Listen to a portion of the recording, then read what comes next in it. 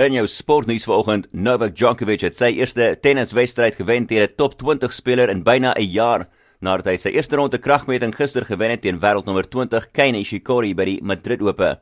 Die 12-maal major kampioen wen met 7-5, 6-4 en het goeie tennis gespeel en sê dit is presies wat hy nodig gehad het om sy selfvertroue 'n hupstoot te gee.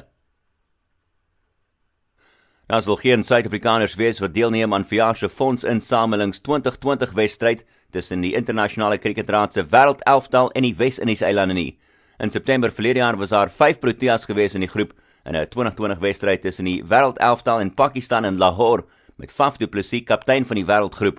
Maar verjaar se wêreldelftal sal aangevoer word deur Engeland se Eoin Morgan en die wedstryd sal die 31ste Mei plaasvind op Lords in Londen. En die veteraan vleuel Frank Ribery het sy kontrak met Bayern Munich verleng met 1 jaar tot 2019 toe. Die 35-jarige Ribery het aangesluit by Bayern in 2007 en hy het al 80 doele aangeteken in 247 Bundesliga wedstryde.